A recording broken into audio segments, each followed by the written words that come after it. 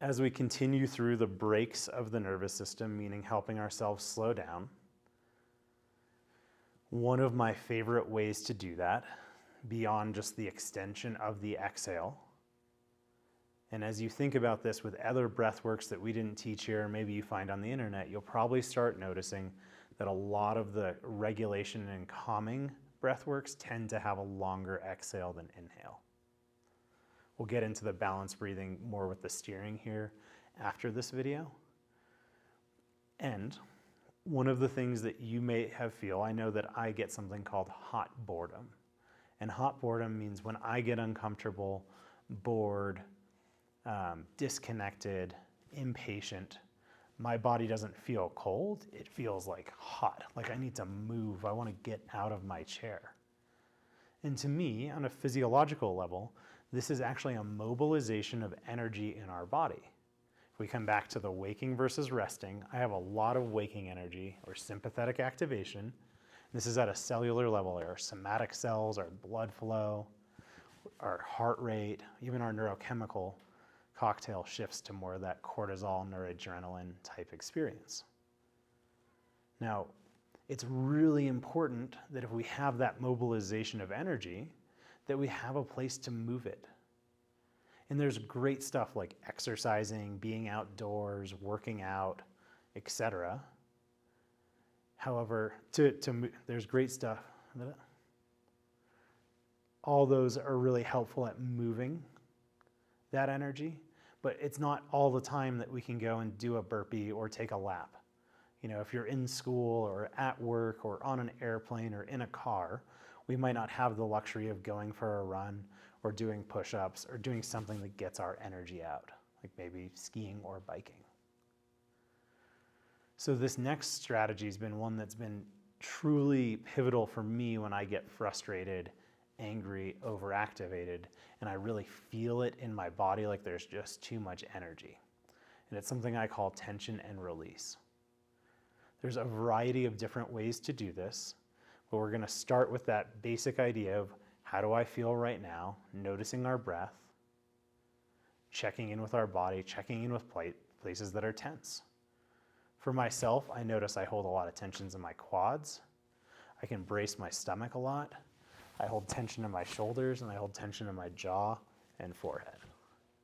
There's certainly other places, but those are kind of my main patterns. And I'd take a moment to write down your main patterns sometime between now and when you watch the next video.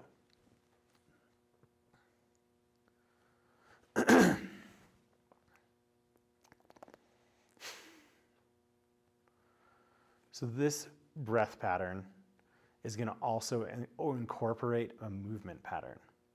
So the basics of it are we're going to have a nice patterned, easy, even breath, whatever that is for you. So just back to your natural respiration rate.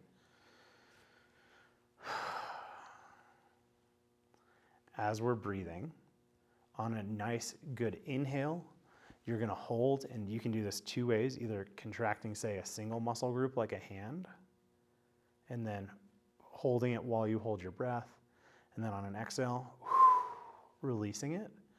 I find for me it's really helpful to do all my muscles and maybe hold for 3 to 5 seconds and maybe 80% of your muscular capacity. So we'll go back into that breathing. Let's do 2 rounds, say, of breath. In and out, and then one more. And on this next inhale, we're going to tense all our muscles. And then on the exhale, release. I find it's helpful to just kind of shake, move, and let my body move to what it feels good doing. And this is different for everyone, but for me, I often feel a slight lightheadedness. I feel a relaxing. Sometimes I feel like a cool sensation in my body. Sometimes I don't feel anything at all, so if you didn't feel something, that's okay. But I like to wait until that nice relaxed feeling starts to tighten up or shifts. So in about 5 to 10 seconds from now, let's go back in, do 2 more breaths. So a nice inhale and exhale. So we'll start those now.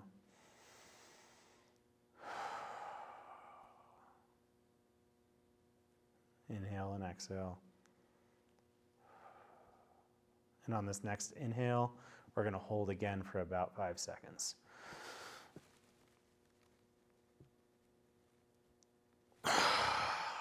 And then exhale. And just notice how you feel. If remember at any point this doesn't feel good or you want to shift this exercise, that's okay. Just go back to your breathing. Or if the breathing feels too activating or challenging for you, reach out to us and we'll have another track that might help regulate you faster than the breath work will. Hold on. If at any point this is overactivating for you, reach out to us because there's a couple other tools that we can use where the breath can be a very, very fast gateway to regulation and connection. If it's not that for you, there's another way to work with this. And that's going to be in a different section, but we'd like to connect with you first. So notice how you feel. I find that for a lot of people that get frustrated or overwhelmed or feel anxious, this can feel borderline euphoric. And if we're in one of those cycles where we're anxious, moving fast, not acting in our favorite highest self way, meaning maybe we're being a bit of a jerk when we wish we were being a little bit nicer, this can be a really fast way to regulate. And if you're watching this video and maybe there's someone in your life you wish could do this, it's also really helpful for you to model it. So instead of saying, hey, try doing this, maybe you do this breath work in front of somebody. And it's helpful to have them had context about why it works or what it's doing. But even by you doing it when somebody else is anxious, it can actually help both of you calm down. And that's based on mirror neurons and the way that we're wired as human beings. This is going to conclude the breathing aspect of our foundational hitting the brakes on your nervous system. There'll be more tools such as TRE and other ways to deepen this practice, but this really is quite a robust amount that you can work with.